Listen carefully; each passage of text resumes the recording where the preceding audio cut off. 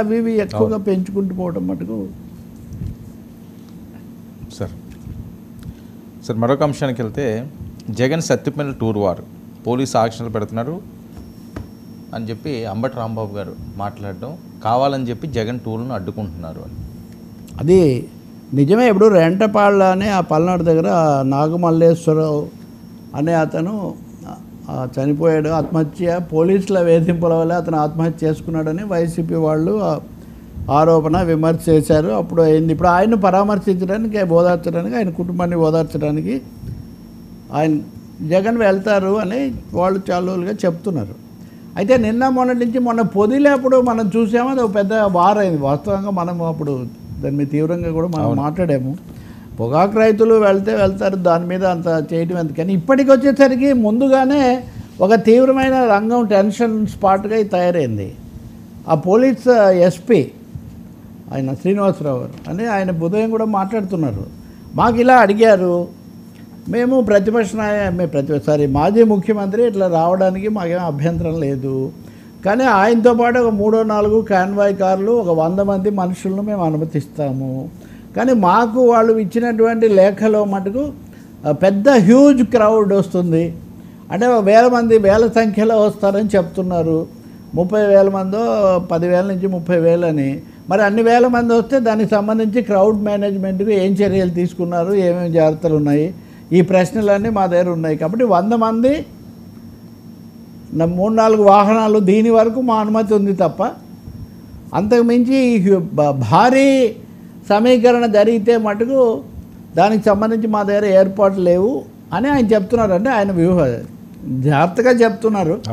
వాళ్ళేమే జనాన్ని తగ్గించుకొని మేము వస్తామని వాళ్ళు ఏం చెప్పరు కదా. నాయకుడు వచ్చినప్పుడు ప్రజలు వస్తారు, మీరు ఎలా ఆపుతారు అని అంటారు. కాబట్టి ఇది కొత్త తాజా. ఈరోజు ఉదయమే సాకే శైలజానాథ్ కూడా, ఆయన మాజీ పిసిసి అధ్యక్షుడు, ప్రస్తుత వైసీపీ, ఆయన కూడా రాజ్యాంగం నిరసన తెలపడానికి సభలకు హక్కు ఇస్తున్నప్పుడు మీరు జగన్ ఎక్కడికి వెళ్తాడన్నా ఎందుకు ఆపుతున్నారు?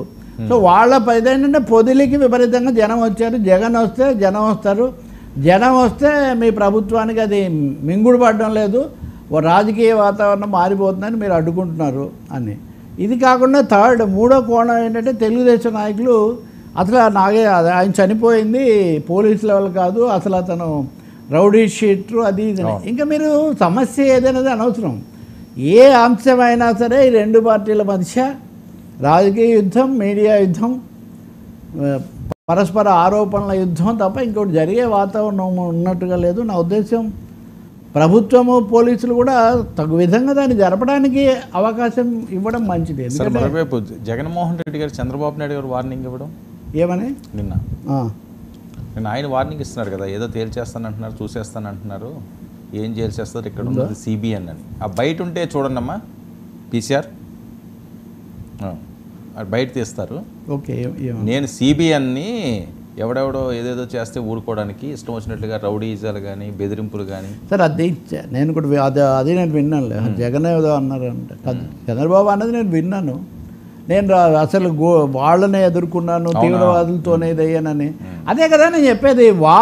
ఏది జరిగినా మాటల యుద్ధం, హెచ్చరికల యుద్ధం, ఒకరినొకరు ఒక రెడ్ బుక్ అని వీళ్ళు అంటారు, కాదు మీ హయాంలో ఇంతకంటే ఎక్కువ అంటారు. ఇప్పుడు ఉదాహరణకు జగన్కి అనుమతి అనుకోండి, యువకులాన్ని అడ్డుకోలేదా, చంద్రబాబుని అడ్డుకోలేదా అని వాళ్ళు వస్తారు.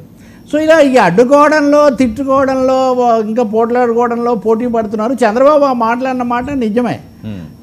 కానీ ఏం చెప్పినా చంద్రబాబు నాయుడు చెప్పినప్పుడు ఏ విజన్ గురించో లేకపోతే హైటెక్ సిటీ గురించో చెప్పినప్పుడు పలికినంతగా ఇవంతగా పలకవు చంద్రబాబు దగ్గర.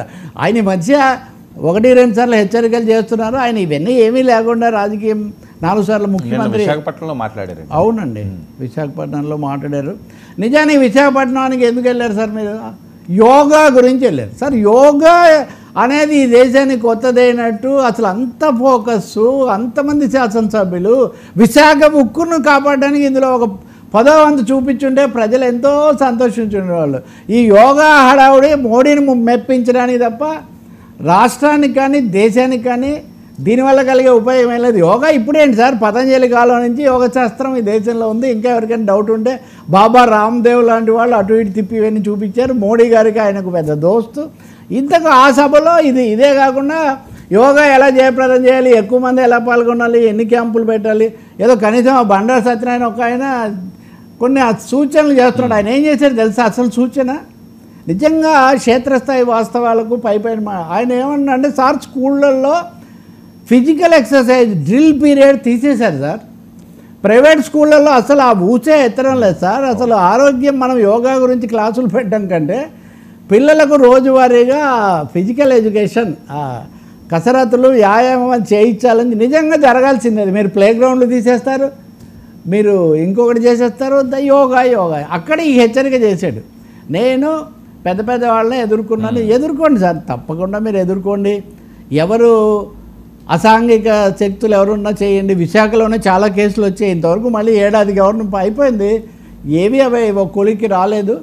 కాబట్టి నేను అనేది ఒకటే, జగన్ ఎక్కడికి వెళ్తాడన్నా కానీ అదొక మళ్ళీ ఒక టూరు వారు అయిపోయిందంటే మటుకు ఫోకస్ ఎక్కడికి పోతుంది, అది ఎవరికి పొలిటికల్ మైలేజ్ ఎవరికి అన్న విషయం అయితే పాలక పార్టీ కూడా ఆలోచించుకోవాలి.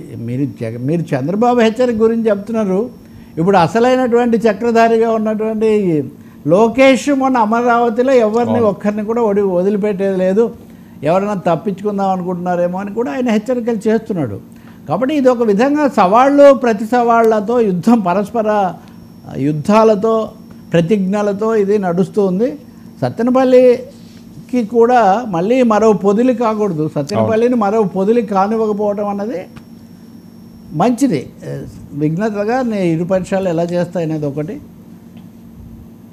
ఏం జరుగుతుందో మనం చూడాలి. ఇప్పుడు అంబటి రాంబాబు, సాకే చైల్జనాథ్, మంత్రులు అందరూ వరుసగా దాని మీద మాట్లాడుతున్నారు. పోలీసులకు నిజానికి ఇది ఇరకటంగా ఉంది.